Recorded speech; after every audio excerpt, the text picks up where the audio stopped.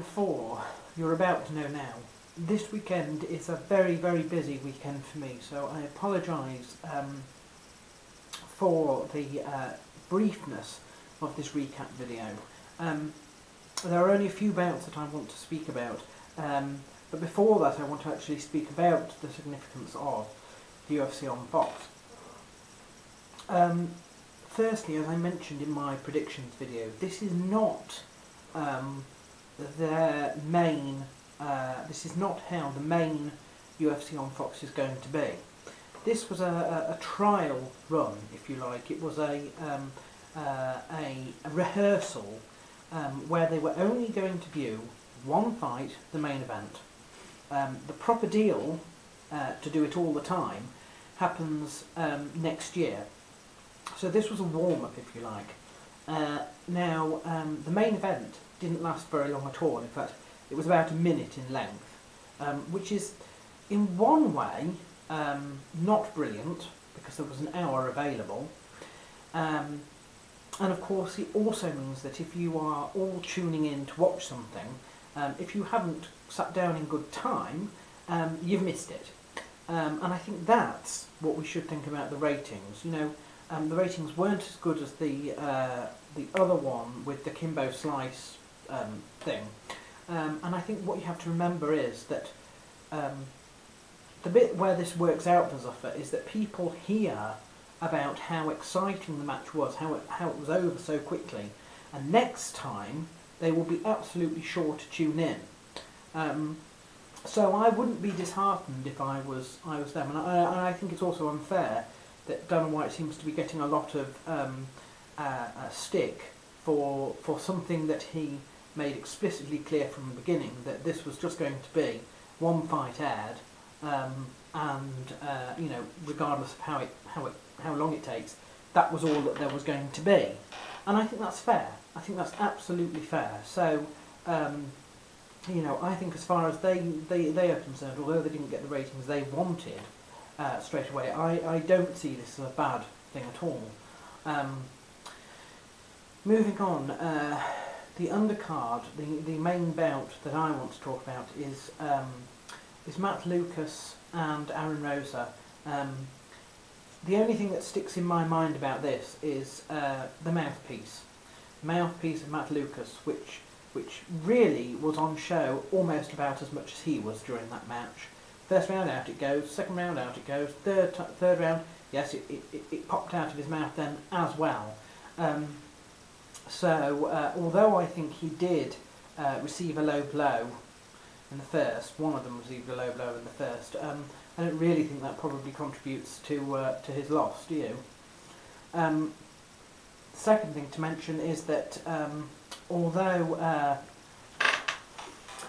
I've got to see his name. You know, the thing I forget is their names. I forget their names. There are so many of them. Mike Pierce. He may. Sorry, the other one. See what I mean? Paul Bradley may have lost, but at least his record isn't 666 anymore. Wasn't much enamoured with the stoppage that cost Mackin Semizaya his bout. I thought they were one apiece during that during the first two rounds, and in the third round, I thought that the referee was a little bit quick in stopping the match, because I thought that Semizaya was still sort of awake and still trying to apply submissions. Now I could be wrong there, because it was John McCarthy that stopped the bout, and you have to remember that, you know, he is not the Herb Dean of referees, and it would be very, very unlikely for him to have called a bout wrongly. But I personally disagree. I don't know if they'll overturn that, probably not, but a shame, I think. All is forgiven with Clay Guida.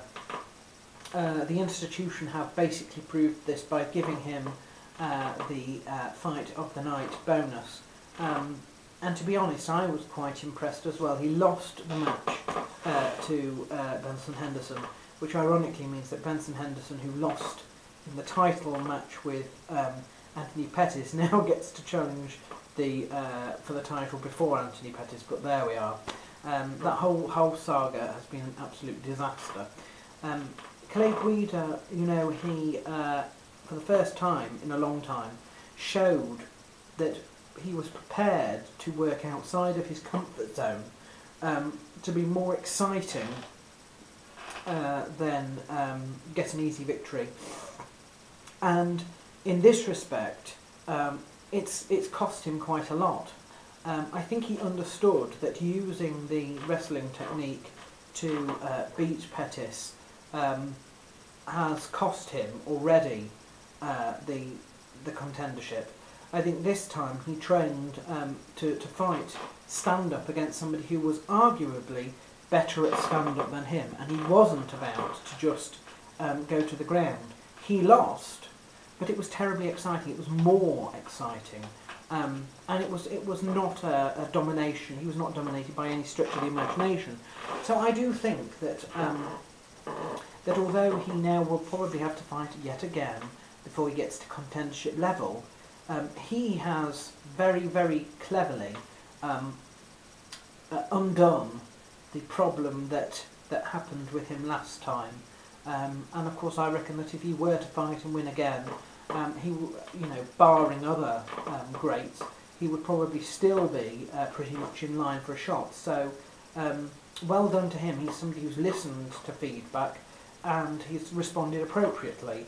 And okay, he hasn't won, but I think in the long term he's done himself more favours by losing in this manner than he would have done by winning. Man of the match, man of the card is Ricardo Lamas, and basically it's not just for finishing Cub Swanson, it's for finishing Cub Swanson in a dramatic and fantastic style in second, after having arguably lost the first round and been low-blowed in the first round.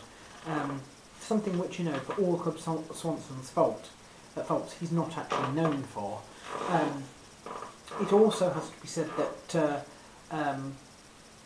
Ricardo Lamas was recently bereaved of a grandparent, so I think that only happened a week or two before the fight. So, you have to remember that he's been able to work through that in order to put on a good performance and win.